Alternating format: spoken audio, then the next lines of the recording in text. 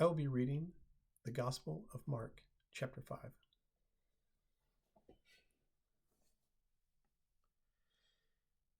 And they came to the other side of the sea, to the country of the Gadarenes. And when he had come out of the boat, there met him out of the tombs a man with an unclean spirit, who lived among the tombs, and no one could bind him any more, even with a chain, for he had often been bound with shackles and chains. But the chains he wrenched apart, and the shackles he broke in pieces, and no one had the strength to subdue him. Night and day among the tombs and on the mountains he was always crying out and bruising himself with stones. And when he saw Jesus from afar, he ran and worshipped him, and crying out with a loud voice, he said, What have you to do with me, Jesus, Son of the Most High? I adjure you by God, do not torment me. For he had said to him, Come out of the man, you unclean spirit. And Jesus asked him, What is your name? He replied, My name is Legion, for we are many. And he begged him eagerly not to send them out of the country.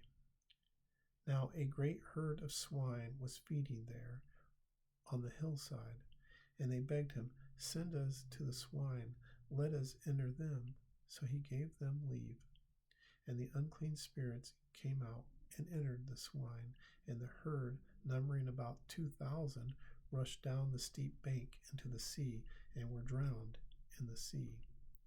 The herdsmen fled and told it to the city and in the country, and people came to see what it was that had happened. And they came to Jesus and saw the demoniac sitting there clothed and in his right mind, the man who had the legion, and they were afraid. And those who had seen it told what had happened to the demoniac and to the swine, and they began to beg Jesus to depart from their neighborhood.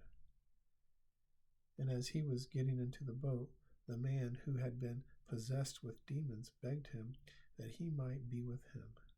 But he refused, and said to him, Go home to your friends and tell them how much the Lord has done for you, and how he has had mercy on you. And he went away and began to proclaim in the Decapolis how much Jesus had done for him, and all men marveled. And when Jesus had crossed again in the boat to the other side, a great crowd gathered about him, and he was beside the sea. Then came one of the rulers of the synagogue, Jairus by name, and seeing him, he fell at his feet and begged him, saying, My little daughter is at the point of death. Come, lay your hands on her, so that she may be made well and live. And he went with him. And a great crowd followed him and thronged about him. And there was a woman who had a flow of blood for 12 years, and who had suffered much under many physicians, and had spent all that she had, and was no better, but rather grew worse. She had heard the reports about Jesus, and came up behind him in the crowd and touched his garment. For she said, If I touch even his garment, I shall be made well. And immediately the hemorrhage ceased, and she felt in her body that she was healed of her disease. And Jesus, perceiving in himself that power had gone forth from him, immediately turned about in the crowd and said, Who touched my garments?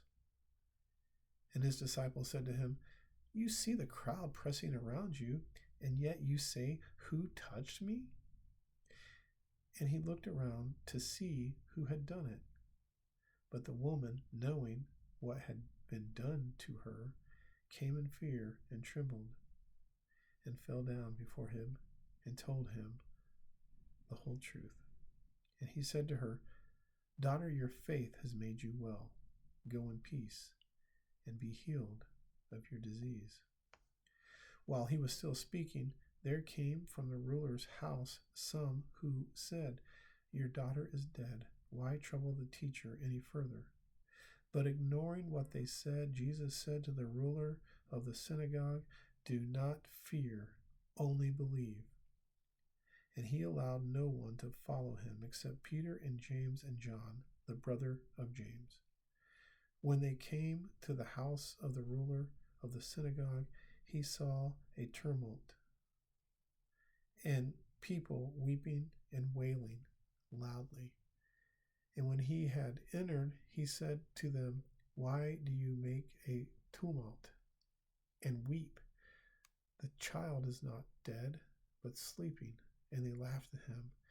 But he put them all outside and took the child's father and mother and those who were with him and went in where the child was. Taking her by the hand, he said to her, "Talitha Kumi," which means, "Little girl, I say to you, arise." And immediately the girl got up and walked, for she was 12 years old. And immediately they were overcome with amazement.